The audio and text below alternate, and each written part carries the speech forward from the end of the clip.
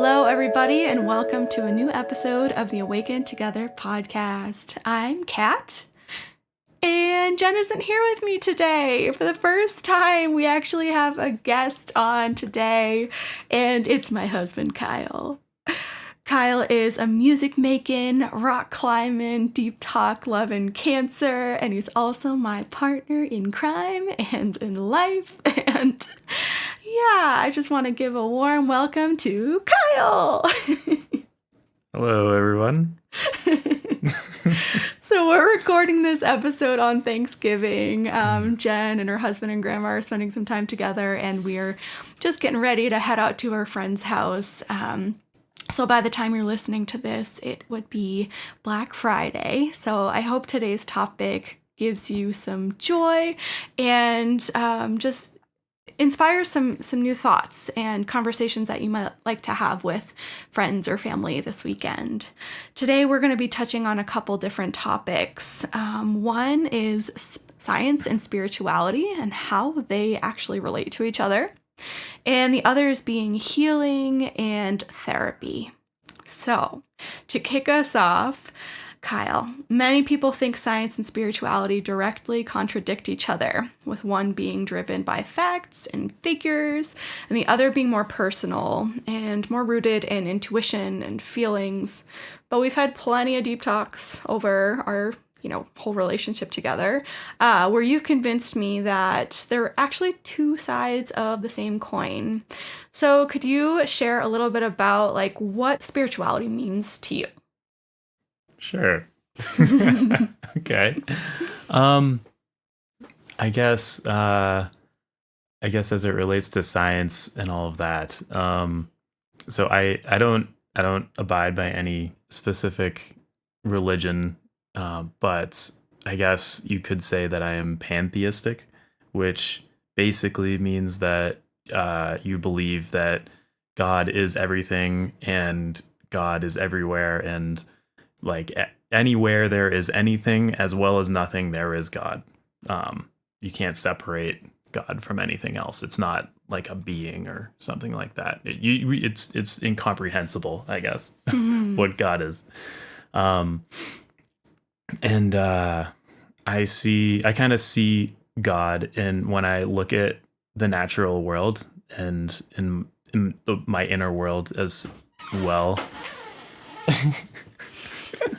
Our dog just came to join us. But yeah, I think it's amazing to look at how the natural world works, how the sun is actually this giant nuclear reactor so far away in space, and it gives us light and warmth, and it lets everything on Earth happen. And there's really specific chemistry and physics that kind of supports that and makes that happen. And I think that's amazing. I think that's something to respect and honor. And I think that's where the spirituality comes into it for me, and how I think science and spirituality are kind of the same thing. They're not necessarily the same thing, but they go hand in hand, because the scientific method is the best thing that we've really discovered to learn as objectively as we can about the world around us. It's the reason we have all the technology we have now. Without the scientific method, we wouldn't have computers, we wouldn't have cell phones, you wouldn't be listening to this right now. We wouldn't have cars, refrigerators, airplanes. None of this would have happened without discovering the scientific method and learning about the natural world. And so I see science in utilizing the scientific method in kind of your everyday life, not necessarily doing research, but just trying to look at things more objectively, as a spiritual pursuit, because you are in coming back to pantheism, you are God learning about God in a way. Everything is this giant complicated system, and you're kind of studying that the same way that a Christian would study the Bible. If that makes sense. Yeah, just like a studier of the world around you and finding awe and beauty in seemingly everyday normal things that can get overlooked. Yeah. Yeah. Yeah, exactly. Pretty much. I love that. It's beautiful. And I don't think it's like too far off from what some traditional religions do say. I'm just thinking about Christianity and how they say, like, God is in everyone. Your brothers and sisters or everyone around you, see Jesus in them. But I think that part of religion gets looked over, at least in many societies. Maybe the people who really take the Bible for what it is and don't look too deep into it can see that. But I think it's a beautiful way to take that and also see it in just like trees and leaves and nature around you too. So I feel like if people really lived more so by that belief, then we would be, we'd just be more conscious of the climate and like actually caring about climate change and the future of the world and be more into sustainability and everything else like that, right? We'd just be living with the earth instead of using it. Yeah. Yeah. Yeah. It kind of, for me, naturally breeds just a respect for everything and how everything works, and it makes me want to just do what I can to understand what little bit of it I can understand, and do my role in helping the whole system kind of prosper. And I think I kind of touched upon a point that I think is interesting too, with both science and religion, that both are they're kind of both just tools. Like, science is just a tool to learn about something objectively, or as objectively as we can. Religion is a tool to help guide yourself or guide others on how to live, really. And both of those things throughout history have been taken advantage of for things that aren't so noble. I mean, religion, you look at like the Crusades, or I think it's common with Christianity at least, to use kind of religion as an excuse for homophobia or things like that. And then science has also been skewed too, like the whole science versus religion thing, or I mean, there's been times in history where people try to justify racism by you trying to use science, which the science doesn't actually support any of that. But if you have people who aren't quite as scientifically literate, it's easy to kind of manipulate people in that way. Yeah, it's a good point. Yeah, the scary side of it. Yeah. So you touched on this before a little bit, but I want to resurface it about how you are like a lifelong learner. And with pantheism, just being a student of everything around you with nature and just seeing God and all of that, would you say that's how you practice spirituality?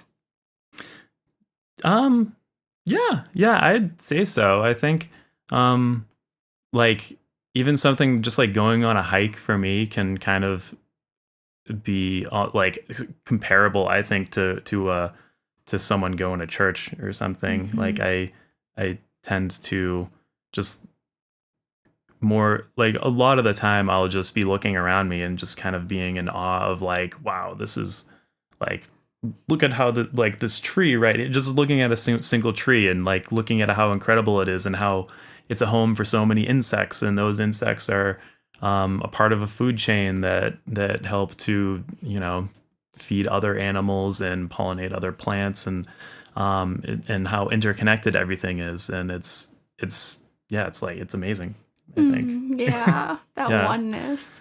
I definitely resonate with that too. I've felt that many times just being in nature. And there's a quote, I forget who shared this, but it's something like, when you feel far away from nature, you probably feel far away from yourself as well. And that's because we are nature.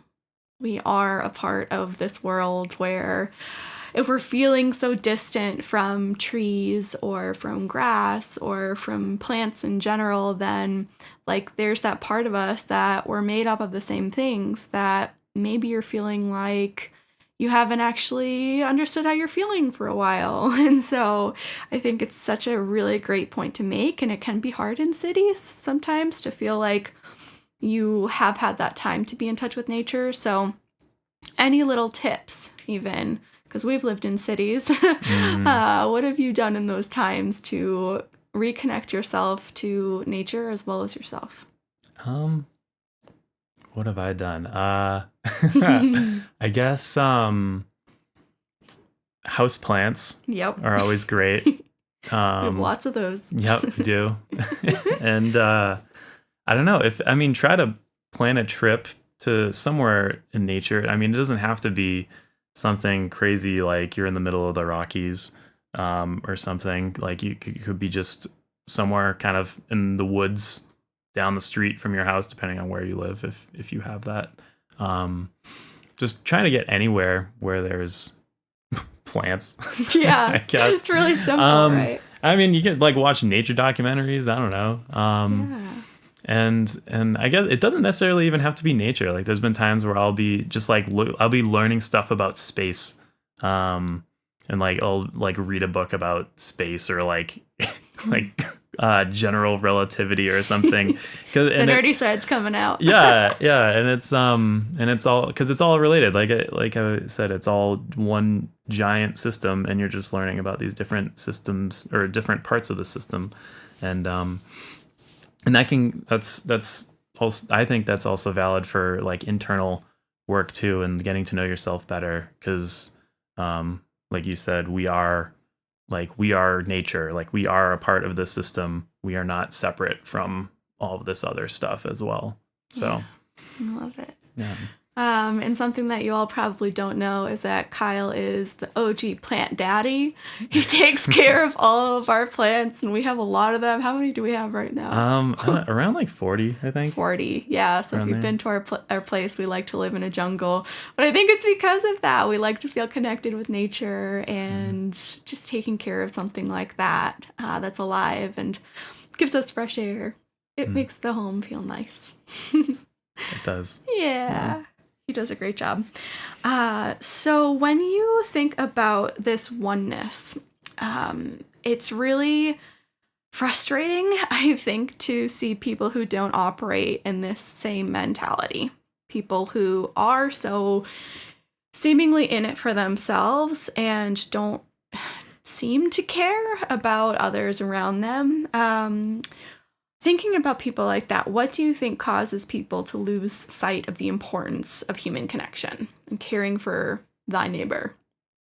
Yeah. I think what I've been feeling more what I've been more inclined to say recently is just trauma. I think yep.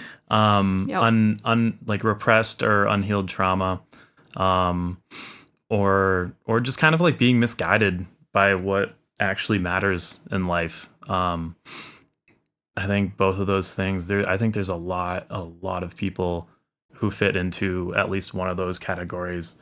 I mean, I do. I'm always learning and trying to heal from my own traumas and difficulties, but like I'm not perfect. I think everyone probably fits into that camp to some extent, but yeah, I guess probably one of those, because I think there's a saying that I like that it goes, hurt people, meaning like people who are hurt other people. And I think that's really true. And I think thinking about that allows you to have a little bit more compassion for people who you might absolutely hate otherwise. Yeah. And you don't necessarily have to be a pushover about it either. You can still disagree with someone and respect their kind of humanity. Yeah. In a way.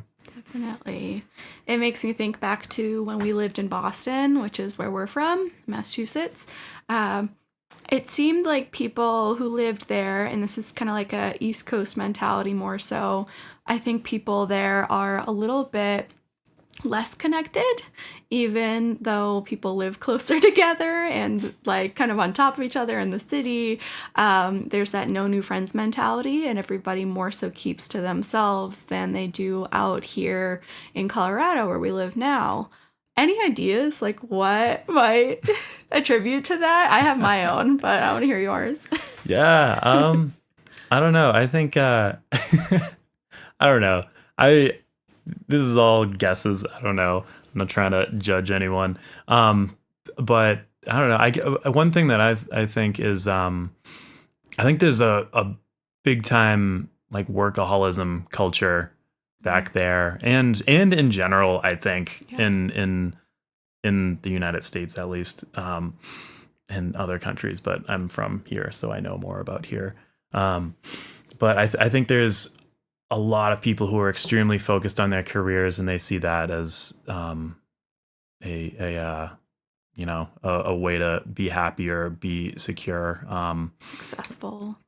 Yeah, and because of that, there's just not a lot of time for friends and leisure and things like that. So you get your group of however many people, and then you stick to that and don't focus on work otherwise.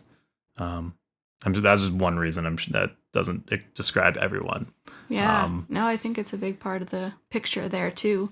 I also feel like when I was there, I never really heard people talk about therapy. We were also younger then, and now we're in our 30s, and I don't know, I feel like everybody talks about therapy in our 30s, and now we're just on this journey of healing and awakening, whereas in our 20s, that wasn't as common. I don't know whether it was just us and the people we were hanging out with or what, but yeah, it seems like here everyone I know is in therapy and like not boasts about it, but is like proud of that, that they're doing this hard, deep work and that they're feeling better, that they're feeling different. So I mean, thinking about you, I'm constantly amazed you've been doing deep healing work for 4 years now. So I'm wondering if you could share with our listeners how your relationship with yourself has changed since we lived in Boston. Oh gosh. Yeah. It is I feel like a different person in a lot of ways. But I'm the same person. I guess, yeah, it's been about 4 years since I've started getting professional help. So, go back in time to when, yeah, we were still in Boston. I was kind of 2017. Yeah, 2017 was my low year. I think I had been I've experienced definitely some trauma in my life, and I think I wasn't really dealing with any of that, and instead I was kind of succumbing to workaholism, and maybe my judgment on everyone else is just me projecting my own stuff on everyone else, but I know I fit into that category back then. And I kept thinking of like, if I work harder, if I keep going, like if I do everything right, I have to do all these things and accomplish this stuff, and then I'll finally be happy. And you would call me out on that sometimes too. You would tell me that I always seem to think that like I have to do this one extra thing and then I'll be good. And then I do it, and then there's a new one extra thing and I'll be good after that. Yeah, who hasn't experienced that before, right? Yeah, but I got really bad with that, and I had a lot of things that were triggering me, and a lot of I was dealing with kind of progressive depression and anxiety. It was kind of like low grade at first, but I think it gradually got worse over a few years, to the point in 2017 where I really hit a breaking point. I was severely depressed, and I was having panic attacks a couple times a week at work. One time I had a panic attack while giving a presentation remotely to about 200 people, and that is one of my least favorite memories of my life. So I was in really bad shape, and then I don't know, I remember one night just being completely numb and feeling terrible and talking to you about it. And you started talking about how you've gone to therapy when you were younger and how that actually helped you. And so I had been brought up to think that therapy is only for crazy people, and no one actually goes to therapy. That's if you're broken. There's a really harsh judgment on that. And so I never, especially for men. Yeah, I think especially for men too. Yeah, I think that's a really good point. And so I really bought into that, I think, without even really realizing it. Like I never really thought of that as an option or going on medication or anything of that like that. And at this point I was desperate, and I was like, I cannot live my life like this. This is not this. It's just, I can't do it, period. And so I decided to finally try and see a therapist, and I got on some antidepressants I was on those for like 2 or 3 years.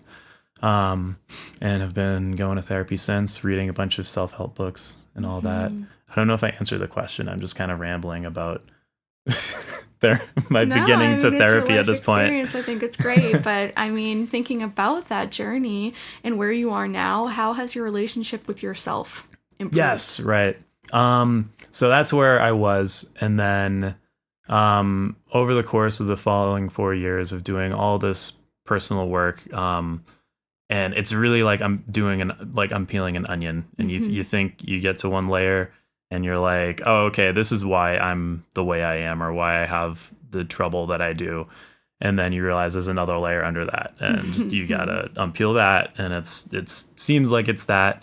Crying the whole time, every layer of the onions, just yep. triggering more and more. Totally, yeah. But I think ultimately, my journey since then, I have so much more compassion for myself now. I had an incredibly toxic inner dialogue with myself back then. I would never talk to anyone the way that I would talk to myself back in those days. And I'm just a lot better at not doing that, and treating myself the way that I would treat you or anyone else, really. How no one deserves to be treated. Yeah. And I've been lately I've been getting into something called IFS, which I'm telling everyone about because it's helping me so much. It stands for Internal Family Systems. It's really good for if you've experienced complex trauma. So trauma, not like 1 or 2 big traumatic events, but kind of a long period of time dealing with some stuff. It's really, really great. I think it's great no matter who you are. I'm convinced. I love it. And it goes on that philosophy. I've learned all this from Kyle. That, when we say, a part of me thinks this, it's like, that's exactly, we intuitively know about this system already when we say things like that, because it's the understanding that there's all these different parts that make us a whole person. Right. Yeah. And then when you're dealing with trauma or traumatic events, some of your parts will kind of morph into what are called protectors, and they will try and protect other parts of you that are typically these kind of like these hurt. Usually it's like a hurt inner child or a very vulnerable, low self-esteem or something like that part of you. And then you have all these different parts of yourself interacting with each other, and that are triggered by different things, and they have different relationships with the external world and with each other. It's kind of insane. You can go Google Richard Schwartz. He's the guy that kind of put the framework together. He has a lot of stuff on YouTube. It's really great. And so that has allowed me to really understand myself and how I operate and why, on a deeper level, and be able to really feel what I'm feeling and understand where it's coming from, and how to manage it without going into like a crisis or just feeling like I'm going crazy and I don't know why. That's fantastic. Yeah. And, like, I'm just so proud of you. Like, you meet with your therapist every week, and like, I'm sure that's not easy. But you're such a good student of therapy. You do all your homework, and I'm just really proud of you and grateful that you want to do this kind of stuff, because there are many men out there who still like are in that mindset that you were in Boston of like, this is for crazy people, and women, you know, it's not just men who think that. And it's hard to even get on this healing path in the first place. Once you're on it, more doors keep opening of different pathways you can take it and go down, and different things resonate with different people. But what tip would you give someone who's on their own path of awakening? I would say, before I get into that, you talking about the struggle of men too. I do want to make a point to any guys out there listening to this, or any not guys who know guys that could use the information. Like ask for help when you need it. Like you, like I don't. For me, I totally bought into the thing of like, you got to do it on your own. You got to figure it out. You got like you can't ask for help. You got to be the leader. You got to have it under control. You just got power through, and it's crazy. No one can do that. Like, just ask for help when you need it. Be honest with yourself. It's okay. Yeah. So that I guess that's maybe some advice specifically for men and women, who I'm sure there are women who might need that message too, or non-binary, and all across all the yeah. So tip, I guess I would say that I think my number one tip would be that therapy will not fix you. You are the only person who can, quote unquote, fix you, which I don't like that term at all. But you're the only person that can create this positive change in yourself. Other people can help you. Therapists are really great resources for helping you do that. But ultimately, you have to do the work. You have to be honest with yourself. You have to be honest with everyone else.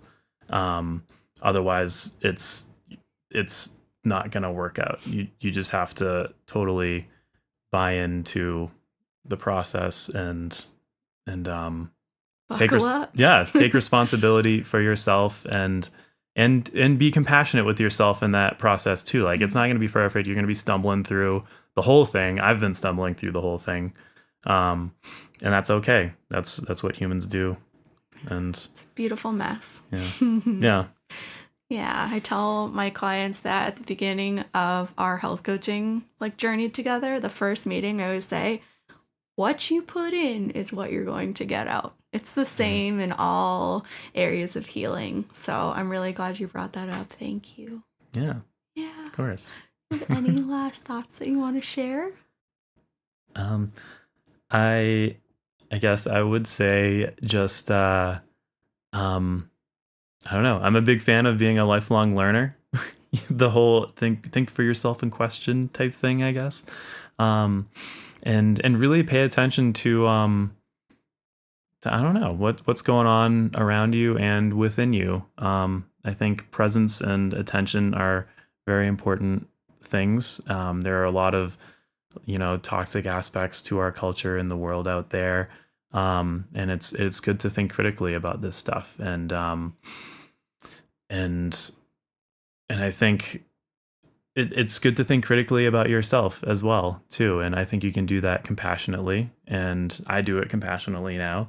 And yeah, like if something feels good, that's awesome. And if you feel like it, maybe dig a little deeper and think about like where is this coming from? Why does it feel good? And because I've found for me sometimes in the past and still currently, something that maybe feels good in the short term will actually hurt me in the long term.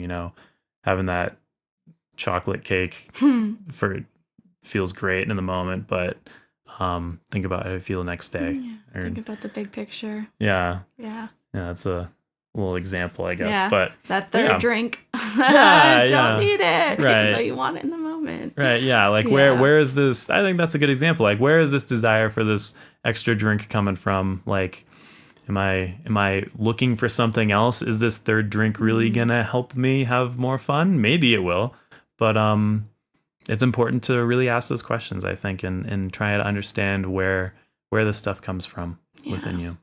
having that inner dialogue with yourself. And I think it's how we learn to trust ourselves. How we grow that relationship with us when we know that we'll continue showing up for ourselves in positive ways and that we care enough to do so. Yeah. Exactly. Well, thank you, my love. Did you have fun? Yeah, this is interesting. I'm a little nervous about everyone hearing my thoughts and opinions, but here you go, world. Have them.